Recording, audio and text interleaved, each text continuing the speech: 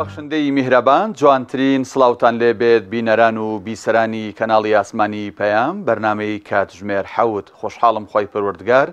دەرفەتی پێبەخشین لە ئەڵقەیەکی نوێ بە خزمەت ئێوەی ئازیز و خۆشەویست گەیشتینەوە. ئامادەکاریەکانی کۆمەڵی دادگەری لە پارێزگای هەولێر بۆ هەڵبژاردنە پێشوەختەکەی دەیدا تەوەرەی سەرەکی بەرنامەی ئەم ئێوارەیەمان دەبێت بە میوانداری هەریەک لە بەڕێزان لە ستۆدیۆکانمان لە شاری هەولێرەوە ئیدریس سادق بەرپرسی مەڵبەندی هەولێری کۆمەڵی دادگەری کوردستان هەروەها مامۆستا قومریە شێخ محەممەد بەرزنجی کاندیدی ژمارە 25 لە بازنەی سێی هەولێر بە خێراتنی هەردوو میوانە ئازیزەکەمەکەم کە هەردووکیان لە شاری هەولێرەوە لەگەڵمان. مامۆستا ئیدریس ئەگەر گوێت لە دەنگی منە با لە جەنابتەوە دەست پێ بکەم یۆ ڕایەوەی بە خێراتن تەکەم و سوپاس بۆ ئەوەی کە ئامادە بوویت لە بەرنامەکە و لە کاتی خۆت گرت. ئامادەکاریەکان بە شێوازێکی گشتی وەکو مەڵبەندی هەولێری کۆمەڵی دادگەری لە ڕووی ڕێخستنەکان و ئەنجومەنەکان و ڕێکخراوەکان و ئەو شەریحانەی کە سەر بە مەڵبەندی کۆمەڵی دادگەرین چیتان کردووە تا ئێستا؟ ئامادەکاریەکان چین لە ڕووی وشارکردنەوەی دەنگدەران، لە ڕووی هاندانی دەنگدەران، لە ڕووی جەماوەر و دەنگدەرانی هەم کۆمەڵی دادگەری هەم دەنگدەران و با بڵین ئەوانەی کە دەنگدەری کۆمەڵی ژنین، دەنگدەری خۆڵەمێشین یان دەنگدەری بێلایەنن چیتان کردووە؟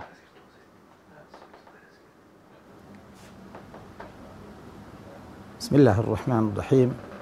الحمد لله والصلاة والسلام على رسول الله محمد وعلى آله وصحبه ومن والاه.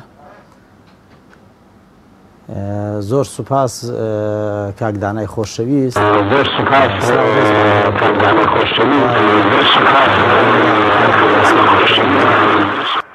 هەرێمی کوردستان.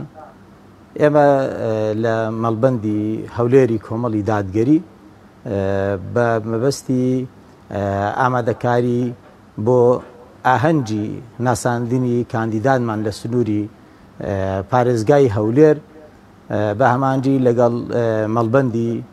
دەوروبەری شاری هەولێر کە هەروەها بە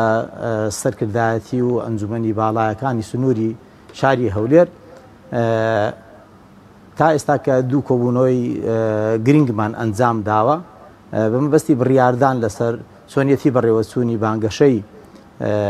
هەڵمەتی هەڵبژاردن، هەروەها ئامادەکاری بۆ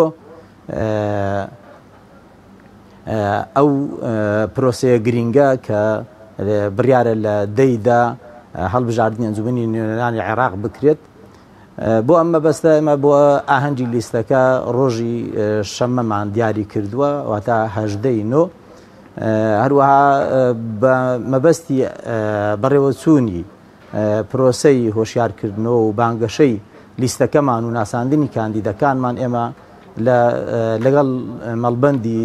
دەوروبەری شاری هەولێر تا ئێستا کە بە ئامادەبوونی کارجێڕانی هەردوو مەڵبەند دوو کۆبوونەوەمان ئەنجام داوە و تیایدا چەندین بڕیاری گرنگمان داوە، لەوانە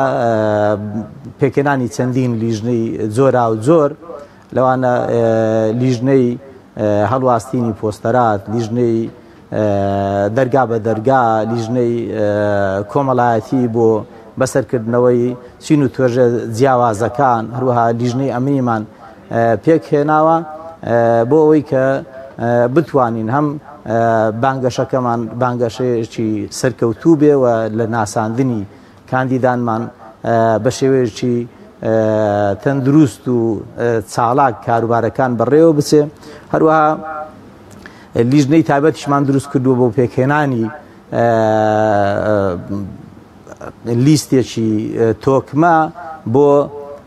بریکارانی کیانی سیاسی مەبەستی چاودێریکردنی پرۆسەی دەنگدان لە ڕۆژی دەنگدان کە لە بەدڵنیاییەوە ئەو لیژنانەی دروستمان کردووە پێکاتوە لە کادیر و ئەندامانی هەردوو مەڵبەندی شاری هەولێر و دەوروبەری. بەڵێ مامۆستا، ینی باست لەوە کرد کە لیژنەتان دروست کردووە، تیمتان دروست کردووە، ئەمانە دروست کراون و تەواویان بڕیاریان لێدراوە، بەڵام لە ئەرزی واقعا مەیدانی چیتان کردووە؟ چەندێک لەو پلانەی جگەل لە پلانی کۆمەڵ و مەکتەبی هەڵبژاردن کە پلانێکی داناوە لە هەفتەی باڵێن پلان قۆناغی چوارەم هەفتەی یەکەم و دووەم و سێم و چوارەم جگە لە وەکو مەڵبەند ئێوە وەکو مەڵبەند کە دوو بازنەی ڕۆژهەڵاتی هەولێر و بازنەی ڕۆژئاوای هەولێر کە هەردووکیان کاندیدیان تێدایە بۆ ڕۆژهەڵات کاک عەبدوستار و بۆ ڕۆژئاوا مامۆستا قومریە بە عەمەلی چیتان کردووە یعنی لە نێو گەڕەکەکانە لە نێو ماڵەکانە لە نێو شەقامەکانە لە نێو خەڵکە بە عەمەلی چیتان کردووە؟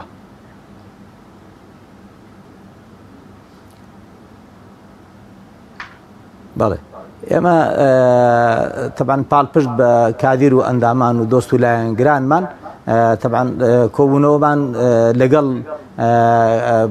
کادیرانمان کردووە لە خوارەوە لەگەڵ ئەنجومەنەکان بە سڕی بۆ ئاماژەم پێکرد پێشتر لەگەڵ لەسەر ئاستی باڵاوە لەسەر ئاستی خوارەوەش پلان و بەرنامەمان داناوە و لە زۆربەی شوێنەکان بە شێوەیەکی مەیدانی هەوڵمانداوە هەردوو کاندیدەکەمان بناسێنن هەر یەکە لە بەڕێزان مامۆستا قومریە شێخ محەممەد بەرزنجی وەکو کاندیدی ژمارە 25 لە بازنەی سێ واتە ڕۆژئاوای شاری هەولێر و هەروەها بەڕێز مامۆستا عەبدوستار مەجید وەکو کاندیدی ژمارە 32 لە بازنەی سار لە ڕۆژهەڵاتی هەولێر ئێمە دەستمان بەوە کردووە کە ئەو کاندیدانەمان ناساندووە و بەردەوامیشین تەبعاً ئەوە بەڕێستان دەزانن ئەوە ئیشی ڕۆژێک و دوان نییە زۆر ئێمە بە شێوەیەکی مەیدانی کارمان لەسەر کردووە و بەردەوامیش دەبین ئینشاءالله کە یەکێ لە کارە سەرچەکانیشمان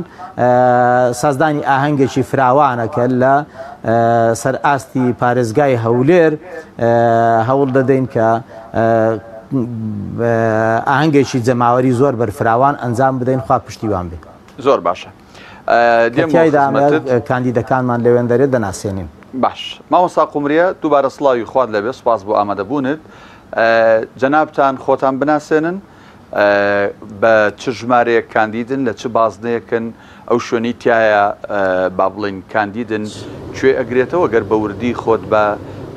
دەنگدەرانی بازنەکەی خۆت بناسێنی فەرموو.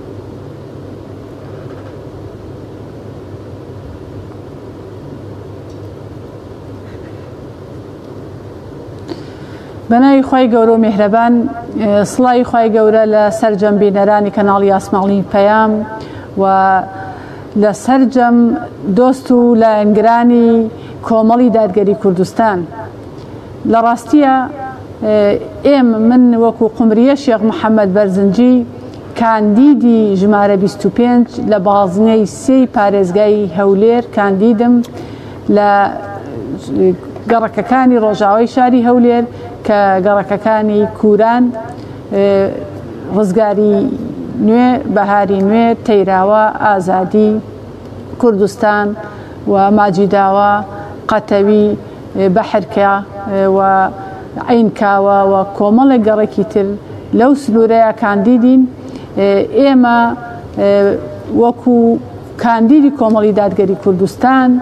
سوپاس بۆ خوای پەروەردگار بە درێژایی کارمان و ژیانمان لە خزمەتی جەماوەری خۆمان بووین و دانەبڕاوین لە جەماوەری خۆمان بۆیە ئەلحەمدولیلا سوپاس بۆ خوای پەروەردگار قومریە شێخ محەممەد بەرزنجی و عەبدوستار مەجید و سەرجەم کاندیدانی تری کۆمەڵی دادگەری کوردستان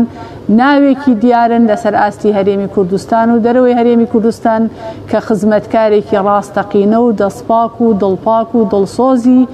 جەماوەری خۆیان و گەل و نیشتیمانەکەیان بوون. بەڵێ قومری خانەگەر لە جەنابەت بپرسم هۆکاری خۆ کاندیدکردن بۆ خۆت کاندید کردووە ئەتەوێت چی بکەیت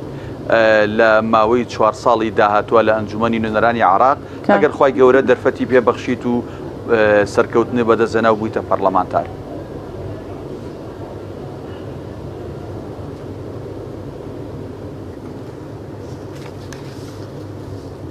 بەڵێ هەر بە پێی ئەزمموی ژیانی خۆم کە زیاتر لە 30 ساڵی تەمەنم لە خزمەتی کار و کاروانی ئیسلامیدا بووم و لە خزمەتی برەودان بە پرۆژەی ئیسلامی بووم لە کوردستان و لە سەرجەم شار و شارۆچکەکانی هەرێمی کوردستان وەکو تاکێکی موسڵمان بەردەوام کار و پرۆژەکانمان لە خزمەتی جەماوەری کوردستان و جەماوەری خۆشەویستمان نبووە. لەو پرۆژانەی کە من کارم تێدا کردووە چ لەسەر ئاستی حیزب چ لەسەر ئاستی ڕێکخراو توانیومانە پاڵپشت و پشتیوانی زیاتر لە 7,000 ئافرەتی بێسەرپەرشت و بێباوک بووین ئەوانەی کە خاوەنی مناڵی بێباوکن و توانیمانە هاوکار و پشتیوانی هەژاران و کەم دەرامەتان بین و بەردەوام دەنگێکی زوڵاڵ بووین لە ڕوبەڕووبوونەوەی ستەم و ناحەقی و ناعەدالەتی و گەندەڵی و داکۆکی کارێکی ڕاستەقینە بووین لە ماف و داوا و شایستە داراییەکانی هاوڵاتیان. هەر بەو نەفەسەوە و بە نەفەسێکی تونترەوە ئەمانەوێت لە شوێنێکی بەهێزتر بە دەنگێکی بەهێزتر خزمەت گوزاریەکانمان پەرە پێ بدەین و بتوانین زیاتر و زیاتر بەو هێزێ و بەو متمانەی کە بەهۆی دەنگی دەنگدەرانوانەوە بەدەستی ئەهێنین لە ئەنجومەنی نوێنەرانی عێراق ببینە داکۆکی کارێکی ڕاستەقینەی مافی هاوڵاتیان و کارەکەین بۆ بەرپاکردنی دادگەری چونکە ئەوەی کە ئەمڕۆ ئێمە پێوەی ئەناڵێنین و بۆتە برینێکی قوڵ بەسەر جەستەی ئەو گەل و میلەتەوە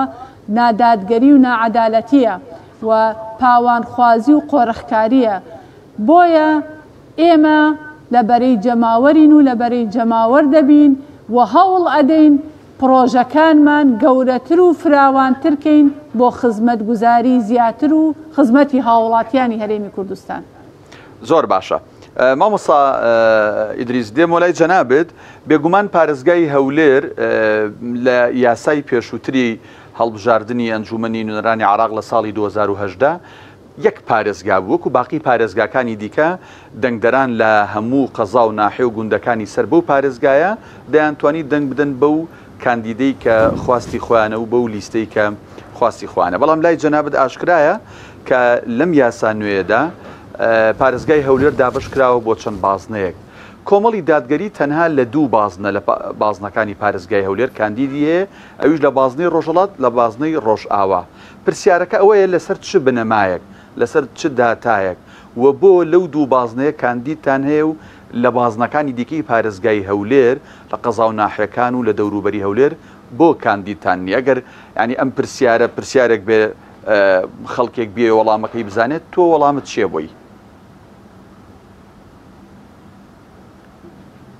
بەڵێ بەڵێ کاکدانا دیارە ئێمە لە سنووری پارێزگای هەولێر تەبان لەسەر ئاستی پارێزگا 4 بازنەمان هەیە.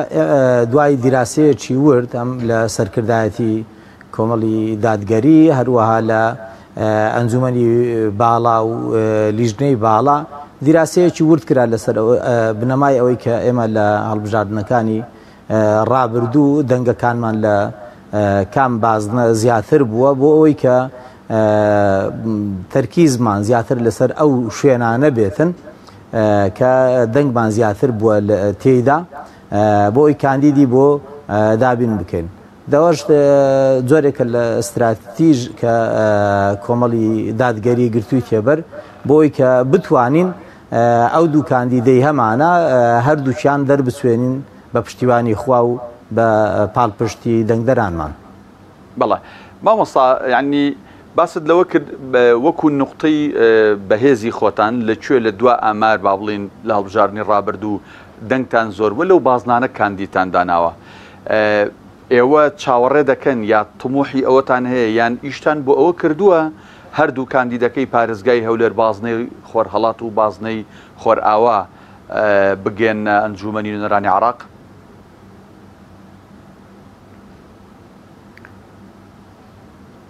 بەدڵنیاییەوە ئێمە کە دوای دیراسەی ورد بوو ئەو 2 بازنەیە ئێمە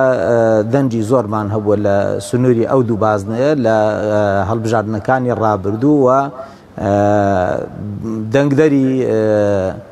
زۆرمان هەیە. ومێدمان وایە کە بتوانین ینی هەردوو کاندیدمان دەرسێ بۆ ئەنجومەنی نوێنەرانی عێراق بۆیەوەی کە ئێمە هەم لە ڕابردوودا وەکو کۆمەڵی دادگەری بەردەوام لە بەرەیگەل بووین و لە بەرەی ستەم لێکراوان بووین و ئێمە نوێنەرەکانیشمان هەم لە هەرێمی کوردستان و هەم لە بەغداش خزمەتێکی زۆریان کردووە و بەردەوام بەرگریان لە مافەڕەواکانی میلەتەکەمان کردووە و لەو پێناوەشدا بە دڵنیاییەوە قوربانی زۆرمان داوە. متمانەمان بە دەنگدەران هەیە کە جگەل لە دەنگدەری ئیسلامی بە شێوەیەکی گشتی دەنگدەرانی شاری هەولێر پاڵپشتێکی جددیمان بن لە بەرامبەر ئەو خزمەتەی کە هەم وەکو کۆمەڵی دادگەری بەردەوام کردومانە هەم وەکو ئەوەی کە نوێنەرانمان لە ئەنجومەنی نوێنەرانی عێراق لەوێن دەرێکە بەردەوام پاڵپشتیان بوون و داواکاری سەرسەختی مافەڕەواکانیان بوون. زۆر باشە. مامۆستا قومریە، بێگومان هەر کەسێک کە خۆی کاندیدەکە لەسەر ئەو لیستە ئەو حیزبەی کە خۆی کاندید کردو بێگومان ئەو حیزبە و ئەو لیستە کە ئێستا لیست نەماوە با بڵین، بەڵام دوجار ئەو حیزبە بەرنامەیەکی تایبەت بەخۆی هەیە. بێگومان ئەو کاندیدە دوای خوێندنەوەیەکی ورد، دوای دیراسەکردنێکی وردی بەرنامەی هەڵبژاردنەکەی هەوڵدات بۆ چەسپاندنی بڕگە و خاڵەکانی ئەو بەرنامێ. بەڵام قسەکەی من پرسیارەکەی من ئەوەیە جگەل لە بەرنامەی کۆمەڵی دادگەری کە دەبێت نوێنەرەکانی لە داهاتوودا لە بەغدا کاری بۆ بکەن بۆ با بڵێن ئیشکردن لەسەری، تۆ بەرنامەی خۆت شخصی خۆت وەکو قومریە شێخ محەممەد بەرزنجی چییە لە کاتێکدا جەنابتان مامۆستان و ئەزمونێکتان هەیە لە بواری پەروەردەیە دەتانەوێت چی بکەن؟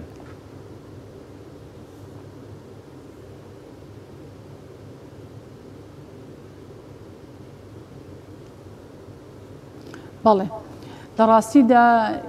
من وەکو قومریە شێخ محەممەد بەرزنجی کاندیدی ژمارە 25 لە ڕۆژئاوای هەولێر لە چوارچێوەی بەرنامەی کۆمەڵی دادگەری کوردستان بۆ هەڵبژاردنەکانی ئەنجومەنی نوێنەرانی عێراق یەکێک لە بڕگەکان کە کۆمەڵی دادگەری کوردستان لە بەرنامەی خۆی دادایناوە لادانی هەر جۆرە ڕیبایەک لە مامەڵە بانقیەکان. من لە پاڵ ئەم پرۆژەیەدا یعنی ئەم ئیشە بە پرۆژە دەکرێت بە پێویستی ئەزانم کە سیستەمی بانقی ئێمە لە کوردستان و لە هەرێمی کوردستان کارا بکەین، واتە ئیش بکرێت بۆ دامەزراندنی سیستەمێکی بانقی بەهێز بۆ ئەوەی لە ڕێگەی بانقەوە ئێمە بتوانین شایستە داراییەکانی هاوڵاتیان دابین بکەین. خاڵێکی زۆر زۆر گرنگ کە بەڕاستی لە خزمەتی جەماوەری یا کەسانی کەم دەرامەت و هەژارایە یا کەسانێک کە بەڕاستی توانای دابینکردنی تەنانەت یەکەی نیشتە جێبوون یەکەی نیشتە جێبوونیان نییە بۆ خۆیان. ئێستا لە سیستەمی دارایی عێراقدا نیزامی بانکی هەیە کە هاوڵاتیان ئەتوانن سوود لەو بڕەپارەیە وەرگرن لە بانقەکانی عێراق، لە بانکی ڕافیدین، لە بانکی ڕەشیدا بۆ ئەوەی بتوانێت هاوکارێکیان بێ بۆ پێداویستیەکانی خۆیان. تا ئێستا لە هەرێمی کوردستان ئێمە ئەم سیستەمەمان نییە و کاری پێنەکرا و کاری پێناکرێت، چ بۆ موچە خۆران چ بۆ غێری موچە خۆران. دامەزراندنی سیستەمێکی لەو جۆرە کە ڕاستەوخۆ داهاتی هاوڵاتیانی هەرێمی کوردستان ببەستێتەوە بە بەغداوە و لەسەر نیزامی کریدیت کار بکات بۆ ئەوەی هاوڵاتیان بتوانن سوودمەند بن لە داراییە بانقیەکان. تا ئێستا ئەوەی کە جێی خەم و نیگەرانی و دواکەوتویە لە هەرێمی کوردستان ئێمە سیستەمێکی بانقی بەهێزمان نییە کە هاوڵاتیان بتوانن پشتی پێ ببەستن، یا ئەو بانقانەی کە هاوکاری هاوڵاتیانەکەی جۆرێک لە ڕیبا ئەخەنە سەر ئەو هاوکاریی کە ئیدەن بە هاوڵاتیان. ئێمە وەکو کۆمەڵی دادگەری کوردستان کار بۆ ئەوە دەکەین کە هاوڵاتیان بتوانن بە سیستەمی بانقی مامەڵە بکەن و بەتایبەت ئەو ڕیبایی لەسەر نەمێنێ بۆ ئەوەی هاوڵاتیانی ئێمە زۆر بە ئاسوودەی بتوانن سوود لە بانقەکان وەربگرن. خاڵێکی تر کە زۆر گرنگە و ئێمە پێویستە زۆر بە جددی کاری لەسەر بکەین. هاوڵاتیانی هەرێمی کوردستان، موچەخۆرانی هەرێمی کوردستان، فەرمانبەرانی هەرێمی کوردستان لەم 6 ساڵی ڕابردوودا کۆمەڵێکی زۆر لە پارەی موچەکانیان و داهاتەکەیان لە لای حکوومەت کە پێشتر بە ناوی پاشەکەوت لیان وەرگرتین و ماوەیەکی زۆریش بە ناوی لێبڕینەوە تا ئێستا داهاتووی ئەم پارانی ئێمە ئەم پاشەکەوتەی ئێمە لای حکوومەتی هەرێمی کوردستان دیار نییە. بۆیە ئەبێ زۆر بە جددی کار لەسەرەوە بکەین کە سیستەمێکی بانقی بەهێزدا بمەزرێت و لە ڕێی ئەو سیستەمە بانکیەوە تەنانەت ئەگەر ئەو حکوومەتە نایەوێت پاشەکەوتەکانمان بداتەوە با مامەڵەکانی ئێمە باج و زەڕیبەکانمان پارەی ئاو و کارەبا کە ئێستا لێمان داوا دەکات و خستوێتە سەرکەرتی تایبەت کە دەبێت خۆیان قەرزاری هاوڵاتیانی هەرێمی کوردستانن بە چەندین ساڵ. من وەکو موچەخۆرێک و وەکو مامۆستایەک تا ئێستا 30 ملیۆنم لە لای ئەو حکوومەتەیە، بەڵام لە بلاوە داوای پارەی باجم لێ وەردەگرێت، داوای پارەی کارەبام لێ دەکات لە کاتێکە بەڵام قوبریخان ئەمەش پەیوەندی بە پەرلەمانی عێراقەوە هەیە، یعنی ئەمە پەیوەندی بە حکوومەتی هەرێمەوە نیە بابەتە مانگانە و کۆمەڵێک باجی تر کەوە هەموو ئەمانە حکوومەتی هەرێم ئەو شایستە داراییانەی کە لە حکوومەتی بەغدا و مەرکەزیەوە دێت بۆ موچەخۆران ئەوەش نادا بە موچەخۆر، واتە پاشەکەوتی لە موچەکەی من کردووە بۆ خۆی نەک بۆ من. بۆیە ئەبێ ئێمە لە بەغداوە هەروەکو نوێنەرانی ئێمە لە ڕابردووە زۆر بە جددی کاریان کرد لەسەر شەفافیەت و لەسەر گەڕانەوەی داراییەکان و لەسەر گەڕانەوەی شایستە داراییەکانی هەرێمی کوردستان، ئەبێ ئەو خەباتە بەردەوام بێت چیدی هاوڵاتیانی هەرێمی کوردستان بە دەستی حکوومەتی هەرێمەوە نەچەوسێنەوە لە کاتێکە شایستەی داراییان هەیە، لە کاتێکە حەق و مافەکانیان لەلایەن بەغداوە دابین دەکرێت. زۆر جارە بینین لە ئەنجومەی نوێنەرانی عێراقیش کوتلەکانی ترینەوە ئەنجومەی نوێنەرانی عێراق بەهۆی ئەو سیستەمە سەقەتەی دەسەڵاتی کوردیەوە کە لەوێ هەیە، واتە مامەڵەکان پەیوەندیەکان و تەنانەت ئەو وەفدانەی کە دەچێتە بەغدا وەفدی حکوومەت نییە بەڵکو وەفدی حیزبە. ئێمە بەهۆی ئەو مامەڵە ناتەندروستەی حکوومەتی هەرێمی کوردستان لەگەڵ حکوومەتی بەغداد هاوڵاتیان باجەکەیان داوە. زۆر باشە. بۆیە ئەبێ ئێمە لە بەغداوە ئیش لەسەر ئەوە بکەین کە خزمەتگوزاریەکی زیاتر و دادپەروەریەکی ڕاستەقینە بگەڕێنینەوە بۆ کوردستان و مافی هاوڵاتی بوون ببێتە پێوەری خزمەت. زۆر باشە. مامۆستا ئیدریس، ئەمێ و پرسیارش لە تۆ بکەم چونکە لە بەرنامەکانی ڕابردوو لە میوانەکانی دیکەم کردووە، جۆرێک لە ئەگەر بڵین سارد و سڕی یان لە خەڵکانێک جۆرێک لە دەنگدەر با بڵین هەن کە بڕوایان بە دەنگدان نییە بە هەر پاساوێک بێت، ئیتر دەنگدان هیچ ناگۆڕێ لای ئەوان، ئیتر با بڵین ممارەسەی ئەو مافەی خۆیان ناکەن بە هەر پاساوێک بێت، گرنگەوەیە بەشداری بڕیاریان ناوە بایکۆتکەن یا بەشداری نەکەن. پرسیارەکەی من لەوێ لە ئاستی پارێزگای هەولێر کە ئێوە خۆتان مەیدانیان لەوێن تا چەند ئەم دەنگە زوڵاڵە، یان ئێوە توانیوتانە قەناعەت بە دەنگدەرانی جگە لە خۆتان، دەنگدەرانی خۆڵەمێشی و دەنگدەرانی خەڵکی ناڕازیش بکەن کە نەخێر ئەوە سندوقەکانی دەنگدانە دوجار ئێوە توانن لە ڕێی ئەم سندوقی دەنگدانەوە ناڕەزایەتەکانی خۆتان بگێن و لەو با بڵین کاندیدانی دەسەڵات کەم بکەنەوە، کاندیدی بوێر، کاندیدی ئازا، کاندیدێک کە بۆ میلەت و خەڵک و جەماوەر و موچەخۆر و فەرمانبەر و خەڵکی هەژار ئیش بکە دەتانێت بڕاتە ئەنجومەنی نوێنەرانی عێراق. تا چەند ئەم دەنگەش لە پارێزگاکەی ئێوە بوونی هەیە؟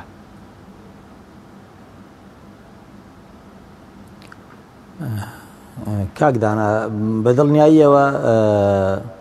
لانی دەسەڵاتدار کار بۆ ئەوە ئەکا کە برە و بەو دەنگۆیانە بدا بۆ ئەوەی کە خەڵک بێزار بێ لەوەی کە بەشداری لە پرۆسەی دەنگدان بکاتن. ئەوەش تا ڕادێک کاریگەری هەیە بەڵام ئێمەش لەلایەن خۆمانەوە بەردەوام لە هەوڵی ئەوەدان کە خەڵک گۆشیارکەینەوە لەوە کە ئەوە دەسەڵاتە بۆ ئەوەیە کە ئێوە بێزار بکە لەوەی کە بەشداری لە پرۆسەی دەنگدان بکەن و مەیدانەکە بۆ ئەوان بمێنێتەوە. بەدڵنیاییەوە زۆر جار قسە سەبارەت بەو بابەتانە دەکرێت. ئێری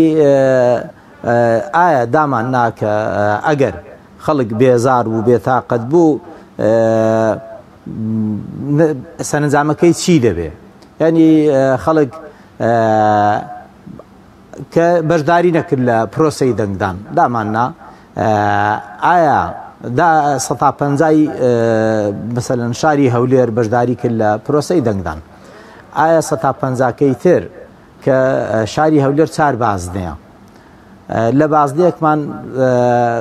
4 کورسی هەیە 150 بەشداری کرد، ئایا تەنها 2 کورسی پڕ دەکرێتەوە 2 کورسەکەی تر بە بەتاڵی دەمێنێتەوە؟ بێگومان نەخێر. ئەر ئەو 150 کە بەشداری کردووە دەسەڵات خەڵکی لایەنگری لایەنەکانی تر لایەنەکانی ئۆپۆزیسیۆن خەڵکی بێزار خەڵچێک کە دەنگ بەو نادا ئەو سار دەکاتەوە، خەڵکی خۆی هاان دەدا دەچێت دەنگ دەدا. ئەو 150 کە دەنجی دا و پاڵپشتی دەسەڵات بوو هەر ئەو 150 هەر 4 کورسی پڕکاتەوە، خۆ ئەو 2 کورسی دەمێنێتەوە. نایەن ئەو 2 کورسە بدەن بڵن کاکە با ئەوە ئەو نوێنەری ئەو خەڵکانە بێن لەسەر ئەو کورسیانە دانیشن کە نەهاتون بەشداری دەنگدانیان نەکردەوە. واتە تۆماتیچیان ئەو خەڵکەی کە دەنگ نادا ئەو کورسیانە دەبەخشێتن بەچێ بە دەسەڵاتێک کە ساڵەهای ساڵە ئێمە دەستیان بێزارین، خەڵک دەستیان بێزارە، مافەکانی زەوت کردوون ستەمیان لێ دەکا. جا بۆیە ئێمە وەکو لانە سیاسەکانی دەرەوەی دەسەڵات بەجددی لەسەر خەتین بۆ ئەوەی کە خەڵک هۆشیارکەینەوە، پێویستە وازبە لەسەر هەموو لایەکمان کە بەشداری بکەین، چونکە ئێمە زۆر جار کە لە کۆبوونەوەکانمان لەگەڵ لایانی دەسەڵات کە گلەیان لێەکەین و بەرگری لە مافی خەڵکەکەین پێمان دەڵێن ئێوە بەرگری لە سیەکەن یخۆ خەڵکە دەنجی داوە بە ئێمە خەڵک ئێمە هەڵبژاردووە ئێمە نوێنەری ئەو خەڵکەین، ئەو خەڵکە ئێمەی پێ باشە، خۆ ئەو خەڵکە هەمووی دەنجی بەوان نەداوە، بەڵام 150 بەشداری کردووە، بەڵام ئەو 150 ئەو کە بەشداری کردووە هەموو کورسەکانی وەرگرتووە. بەشداری نەکردن لە پرۆسەی دەنگدان ڕاستە و خۆش نەبێ ناڕاستە و خۆ خزمەتە بە لایانی دەسەڵات و کە لایانی دەسەڵاتیش ئەو کورسیانەی وەرگرت بە قورساییەکی زیاتر دەچێتە بەغدا، ئەوەی کە تا ئێستاکە مافی ئەو خەڵکەی زەوت کردووە بەهێزترەوە دێ مافەکانی زەوتە کاتن. بەڵام بوونی خەڵکی دەرەوەی دەسەڵات جگەل لەو دوو لایەنە سیاسی کە دەسەڵاتی هەرێمی کوردستانیان بەدەستە، نوێنەرانی لایەنەکانی تر کە بچن بۆ بەغدا زۆر گرینگە بۆ هەرێمی کوردستان، بۆ خەڵکی ڕەشوروتی هەرێمی کوردستان، خەڵکی ستەملێکراوی هەرێمی کوردستان کە ئەو لایەنە سیاسیانە هەرچی دەگوزارێتن لە بەغدا دێنن بۆ هەرێمی کوردستان بۆ خەڵک دەیخەنە ڕوو، واتە خەڵک بەرچاوی ڕوو نەبێ. ئێمە دەزانین یعنی لەو خولانەی ڕابردووکە خەڵک زیاتر هۆشیار بۆتەوە و نوێنەری لایەنە سیاسیەکانی دەرەوەی دەسەڵات لە بەغدا بوون زۆر بە ئاسانی توانی ویانە ئەوەی دەگوزارێت لە بەغدا بێنن بە خەڵکی هەرێمی کوردستانی لە هۆشیارکەنەوە. ئەوە یەک لایەکی تر توانی ویانە داواکاری سەرسەختی مافە ڕەواکانی هەرێمی کوردستان بن، ئەو داوە ڕەوایانەی کە خەڵکی هەرێمی کوردستان هەیەە بیگەینن بە بەغدا، یعنی هەم توانی ویانە ئەوەی کە لەوێ دەگوزارێ خەڵکی لێ هۆشیارکەنەوە، هەم توانی ویانە کە بەرگری لە مافەکانی خەڵکەکە بکەن، چونکە لایەنەکانی دەسەڵات بەردەوام بە دوای بەرژەوەندیەکانی خۆیانە. ئێمە لەو چەند ساڵی ڕابردوو بینیمانەکە ئەوەی بەهۆی ئەوەی کە ئێمە نوێنەرانی دلێر و ئازا و شارەزامان نردووە بۆ بەغدا بۆمان ڕۆم بووەتەوە کە ئەوان ئەو لایەنانەی دەسەڵات بەردەوام بە دوای بەرژەوەندیە کەسیەکانی خۆیانن، بەردەوام بە دوای بەرژەوەندیە حیزبەکانی خۆیانن، بۆیش لەو پێناوەدا ینی زۆر زاروایان کردووە کە ماوە کەسێک کە لەگەڵ بەرژەوەندیەکانی ئەوان لەگە ئاراستەی ئەوان یەکی نەگرتوتەوە هاتوون لە خەڵکی هەرێمی کوردستانیان کردو بە دێوەزمە دوایە لە قۆناغێکی تر هەر هەمان ئەو کەسایەتیە سیاسیانەی کە هەرێمی کوردستان کە دەسەڵاتدارن وەک شەیتان خستویانێت ڕوو بە خەڵکیان ناساندووە دەبینن تەمەشا دەکەی وەکو برای پشتێ هاتوون بە ژێربەجێری لەگەڵ یاکۆوە بنەوە نەک هەر ژێربەجێری بەرکو بە نوێژی نیوەڕۆ پێشوازیان لێکەن لە مەتارەکان و لێرەوە بە پیریانەوە چن دەستنەوە بەغدا لەوێ دەچن شان و پیلیان ماز دەکەن و خۆیان بە خزمەتکاریان دەزانن زۆر باش زۆر گرنگە کە خەڵکی هەرێمی کوردستان بەشداریەکی کارایی هەبێتن بەڵێ مامۆستا قومرێ با هەمان پرسیار لە تۆش کەم وەکو کاندید مامۆستا ئیدریس وەکو با بڵێن کەسێکی سیاسی و بەرپرسی مەڵبەندێک کە کۆنتاکتی هەیە لەگەڵ ڕێخستنەکان و ئەنجومەنەکان و خەڵکوانە تۆش وەکو کاندید ئەوەندەی ئەچیتە ماڵان و شوێنە گشتیەکان و خەڵکە بینیت و خەڵک تەلەفۆنت بووەکەن و لە ڕێی تۆڕە کۆمەڵایەتیەکان و کۆنتاکت دەبێت لەگەڵ خەڵکە هەست بەم سارد و سڕیە ئەکەی ئایا ئەو دەنگە لە پارێزگای هەولێر زۆرە یان کەمە ئەگەر زۆرە هۆکاری چێ بە بڕایتەوە و تۆ قسە و با بڵێن کۆمنتی تۆ بۆ ئەوانە چییە کە بەم قسانی دەسەڵات کە گوایە هەڵبژاردن هیچ نییە و هەر فلان و فلان یەکەمە بن و هەر فلان لەگەڵ فلان شوێن بیکات لی ئەباتەوە ینی ئەم قسانە بە جۆرێک فڕێ درێتە ساحەکەەوە کە دوجار لە زیهنی دەنگدەرە بە جۆرێک لە جۆرەکان ڕاستێتی بۆ دروستە بێت تۆ قسەت چێ لەم بارەیەوە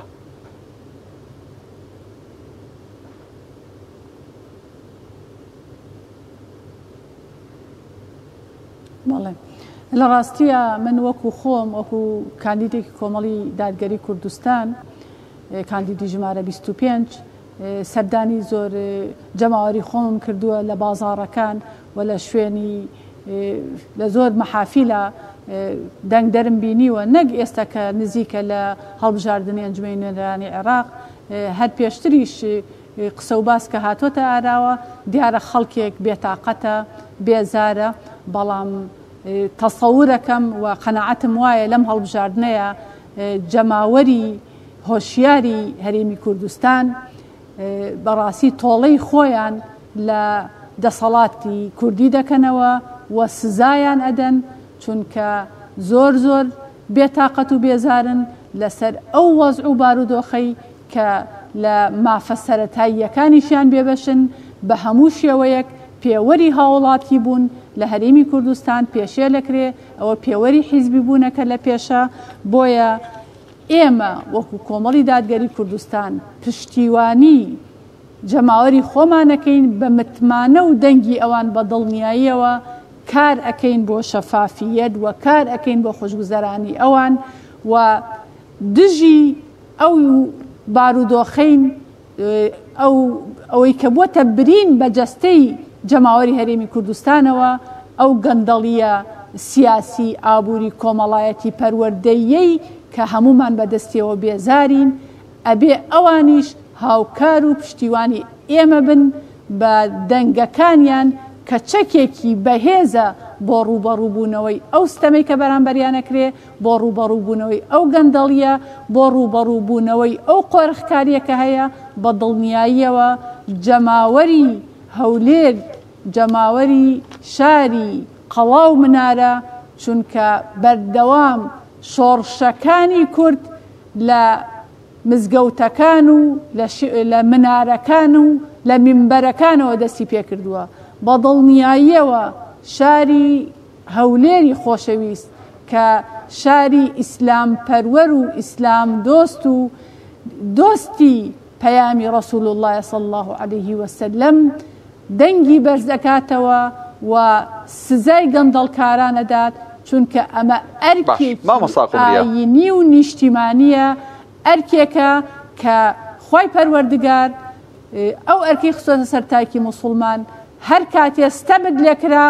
بە وشەیەک ئەتوانی جیهاد بکەیت ئەمڕۆ ئەتوانی بە دەنگێک جیهاد بکەیت و بیتە مەیدانەوە نێڵی چیدی لەوە زیاتر مافەکانت پێشێل بکرێ و چیدی لەوە زیاتر حەق و مافەکانت بخورێ و نەهێڵن ئێمە ئاسوودەیی فکری عەقلی جەستەیی دەرونیمان هەبێت ئەمڕۆ ئەبینی لەم ساڵانەی دواییە ڕێژەی کێشە دەرونیەکان زیادی کردووە، ڕێژەی توندوتیژیەکان زیادی کردووە، ڕێژەی هەڵوەشانەوەی خێزانەکان زیادی کردووە. هەمووی بەهۆی چیەوەیە؟ هەمووی بەهۆی سیاسەتێکی ناتەندروستەوەیە کە قۆرخی هەموو جومگەکانی حکومڕانی کردووە لە هەرێمی کوردستان و ئەوەی کە لە بەرژەوەندی کەسایەتیەکان و لە بەرژەوەندی حیزبەکەیەتی تەنانەت ماف مامەڵە بە قووت و شایستە داراییەکان و ئاسایشی دەرونی پەروەردەی هاوڵاتیانی هەرێمی کوردستانەوە کرێت لە بەغداد. چی ئەبێ ڕێگری بکەین لەوە ئێمە کۆمەڵگەیەکی ئاسوودە و ئاشتی خوازمانەوێت، ئێمە ئەمانەوێت سەرجەم پێکاتەکانی هەرێمی کوردستان ئاشتیانە پێکەوە بژین، بۆیە لەگەڵمان بن بە نەهێڵین چیدی لەوە ستەممان لێ بکرێت، چیدی لەوە زیاتر حەق و مافەکانمان بخورێ و چیدی بەرژەوەندی گشتیەکان بخرێتە خزمەتی بەرژەوەندی حیزبی. مامۆستا قومریە ویستمەوە لێ بپرسم، یعنی نەچوون بۆ دەنگدان حەلە و دوجار کە من نەچوون بۆ دەنگدان ئایا زەرمەندە بم ڕاستە و خۆیان ناڕاستە خۆ بەس تخوا بە کورتی چووکە کاتم نەماوە بێ بچمە لای مامۆستا ئیدریس زۆر بە کورتی.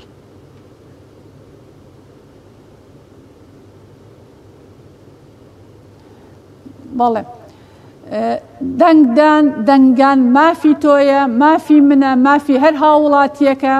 فرسەتێکە کە لە بەردەممانایە ئەگەر ئەمانەوێت ڕوبەڕووی ستەم و ناحەقی و ناعەدالەتی ببینەوە، ئەگەر ئەمانەوێت چاکسازی بکەین،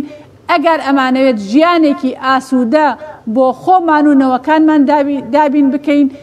لەم سەردەمەدا کە ژێرخان و سەرخانی ئابووری وڵات بە تاڵان براوە، ئەبێ بچینە سەر سندوقەکانی دەنگدان و ممارەسەی ئەو مافەی خۆمان بکەین بەڵێ بۆ دادگەری کۆمەڵایەتی. بەڵێ مامۆستا ئیدریس بێمە لای جەنابەت کاتم کەم ماوە هاوکاریم کەی بە کورتی وەڵام بیتەوە سوپاس دەکەم. دەمەوێت دوو پرسیارت لێ بکەم،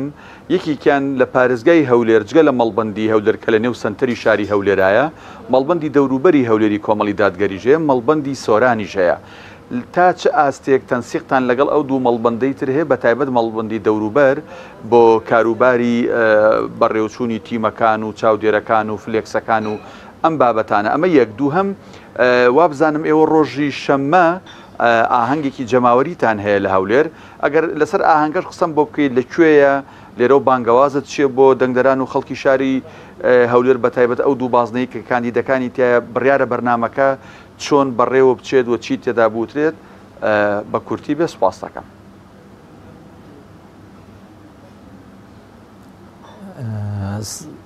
سەبارەت بە هەردوو مەڵبەندی دەوروبەری هەولێر و مەڵبەندی سۆران کە هەردووکیان سەر بە پارێزگای هەولێرن، دیارە لەو دوو سنوورە کاندیدمان نییە. مەڵبەندی دەوروبەری هەولێر بەهۆی ئەوەی کە چواردەوری قەزای ناوەندی هەولێری گرتووە، لە تەواوی کار و چاڵاکیەکاندا هاوکار و دەستبارگرن لەگەڵماندا، لە هەموو لیژنەکان بەشدارن و لە بەڕێوەچوونی تەنانەت ئاهەنگەکەش لەگەڵمان بەشدارن بەهۆی ئەوەی کە نزیکن لێمانەوە. سەبارەت بە مەڵبەندی سۆرانیش ئێمە بەدڵنیاییەوە لە دابینکردنی بریکارانی کیانی سیاسی لەگەڵمان بەشدار بن و هەماهەنگیمان هەیە، بەڵام بە بەراورد بە مەڵبەندی دەوروبەر کەمترە. سەبارەت بە ئاهەنگی ڕۆژی شەمە، ئێمە لە ڕۆژی شەمە سەعات 4:30 لە هۆڵی ڕاستی ئاهەنگی ناساندنی کاندیداتمان هەردوو مامۆستای بەڕێز مامۆستا قومریە شێخ محەممەد بەرزنجی و کاندیدی ژمارە 25 بازنەی 3 و مامۆستا عەبدولستار مەجید کاندیدی ژمارە 32 بازنەی 4 دەناسێنین و داواکارین لە جەماوەری شاری هەولێری خۆشەویست کە بەشداریەکی کارا بکەن لەگەڵمان و پاڵپشتێکی بەهێزمان بن، هەروەک نوێنەرانمان بەردەوام نوێنەرایەتێکی ڕاستەقینەی خەڵکی شاری هەولێریان کردووە وەکو خەڵکی دیندار و محافزکار. ئێمە بەرگری لەوان دەکەین و داواکارین ئەوانیش کە هەم بە بەشداریکردن لە ئاهەنگەکە، بەشداریکردن لە پرۆسەی بانگەشەوە لە پاڵپشتی جددیمان بن لە سەرخستنی هەردوو کاندیدەکانمان. زۆر باشە ئەگەر ڕێوەلای مامۆستا قومری 1 دقە زیاتر نا وەک دواوتە قسەت چییە وتت چییە لێرەوە لە شاشەی پەیامەوە بۆ دەنگدەرانی بازنەکەت بەس لە 1 خولەک زیاتر نەبێ فەرموو.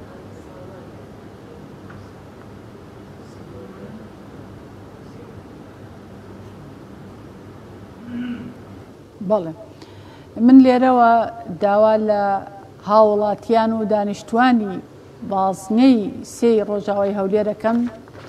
متمانەیان ببەخشن بە کاندیدی ژمارە 25 لیستی کۆمەڵی دادگەری بۆ دادگەری و خزمەت. ئێمە پرۆژەکانمان هەروەکو ڕابردوو چۆن لە خزمەتی هەژاران و کەم دەرامەتانە بووە، ئێمە بەردەوامی بۆ پرۆژانەمانە دەین لە خزمەتیانە دەبین و هەوڵی ڕوبەڕووبوونەوەی گەندەڵی ئەدەین و کار ئەکەین بۆ خزمەت گوزاریەکان و کار ئەکەین بۆ خۆشگوزەرانی بۆ شەفافیەت و دادگەری کۆمەڵایەتی و هەوڵ ئەدەین ئەو یاسایانە بهێنە بواری جێبەجێکردنەوە کە دژایەتی گەندەڵی سیاسی و ئابووری دەکا و لە سەرووی هەمووشیانەوە من زۆر مەبەستمە کە کار بکەین بۆ خزمەتی پەروەردە لە هەرێمی کوردستان، چونکە ئەمڕۆ سیستەمی پەروەردە لە مەترسیدایە. با هەموو پێکەوە کار بکەین بۆ ئەمڕۆمان و بۆ داهاتووینەوەکانمان بە متمانەی ئێوە ناهێڵین چیدی لەوە زیاتر ماف و حەق و شایستەدارایەکانتان پێشێل بکرێت. سپاس بۆ هەر یەک لە میوانانی بەرنامە، دەستخۆشی بۆ سەرجەم دەنگدەرانی کۆمەڵی دادگەری کوردستان. سپاس بۆ هەر یەک لە میوانانی بەرنامە کە لە ستۆدیۆکانمان لە شاری هەولێر و لەگەڵمان بوون. بەڕێز مامۆستا ئیدریس سادق بەرپرسی مەڵبەندی هەولێری کۆمەڵی دادگەری، هەروەها بەڕێز مامۆستا قومرێ شێخ محەممەد کاندیدی ژمارە 25 لە بازنەی سەی هەولێر. سوپاس بۆی کە لە هەولێر و لەگەڵمان بوون. سوپاس بۆ برایانمان لە ستۆدیۆی هەولێر، هەروەها بۆ برایان لە پشتی کامێرە و ستۆدیۆکانمان لە سلێمانی. تاڵقەیەکی نوێ لە بەرنامەی کاتژمێر 7 هەموو لایەک بەخوای گەورە سپێرین. خواتان لەگەڵ.